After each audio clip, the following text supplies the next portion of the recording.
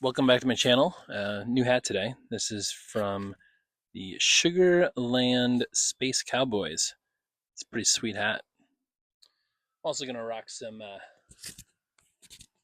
sweet sunglasses because God knows I hate looking at my eyes when I watch this footage back. So you're gonna have to enjoy those. Actually, I think these sunglasses are my kids. Couldn't find any of my own. So people have been asking me about this Kia EV9 because it's new in my area. And the questions are always the same. How much range does it get? Does driving faster kill the battery? Does regenerative braking actually work? Are you really saving any money? So instead of guessing and all that, or reading and repeating what I saw online, I started tracking everything. And over 10 trips across Wisconsin, tracked every mile, every kilowatt, every dollar, and every bit of regenerative braking. Not exactly what I expected, and some was, some wasn't. But here's 5 of my biggest takeaways after driving this thing around.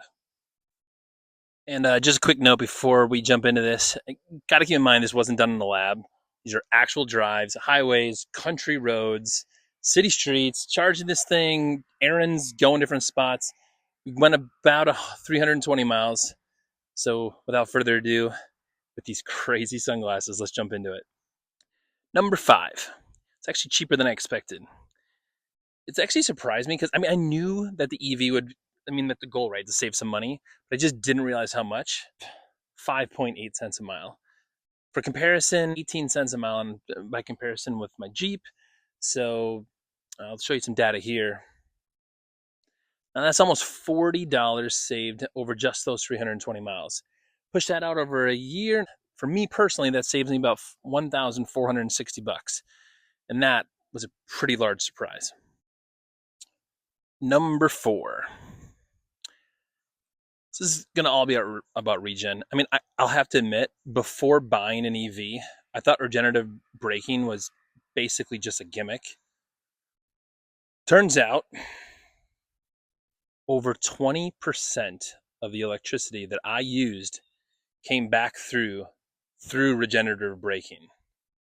So for us, and the way that we used it, it gave us a free 66 miles of free driving that I got back simply because the car recaptured that energy instead of simply wasting it as heat through the car.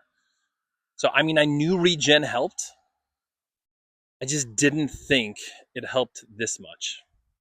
Had to bring it in the house. It's just getting absolutely crazy with the bugs outside. So, number 3. So, everyone knows that highway driving is just simply less efficient. But I just didn't expect the gap to be that big. There's about a 25% more efficiency when you just get off the highway. Now, that doesn't mean that driving highways are bad. It just means that, sometimes driving faster is absolutely worth it.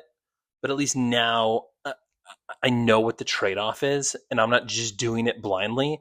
Owning an EV makes you hyper aware of how your car is acting, the efficiencies that you're gaining, and just it makes your decisions and what you do very different versus having a gas car. And you just go. You don't think about any of this. You just simply go. But when we're in an EV, you inevitably want to get the most amount of range, the most amount of, bang for your buck that you just don't think about with the gas car. And number 2, and this is similar to what I was just talking about, but just speed changes everything. This graph might be my favorite part of this entire project.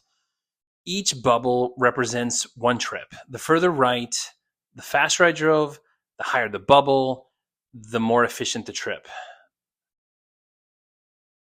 So that's over 100 miles of additional range, specifically 106 miles. But I expected speed to matter. I just didn't expect it to matter that much.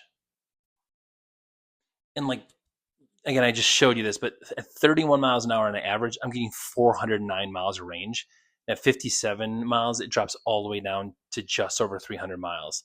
That is just insane.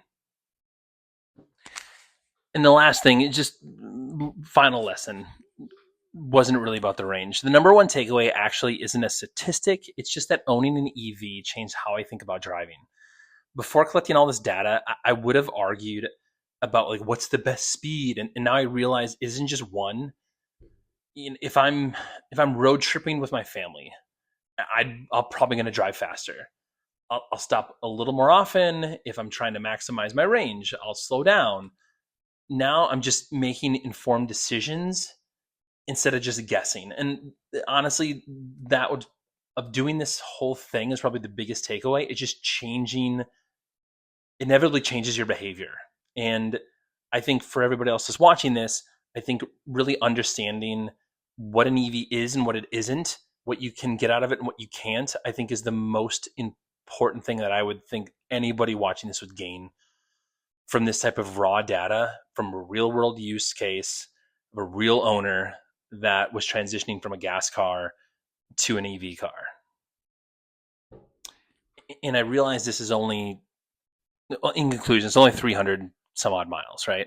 And, we're going to be going on that trip from Wisconsin to Vermont, and we're going to be taking this EV on that 1,000-mile family road trip. That's a long way. Now we'll see whether everything I learned in this here holds true over these long distance trips and highway driving. But personally, I want to gather that data now too and really understand the differences. So I guess from here, I'm curious, like, what surprised you the most out of this data?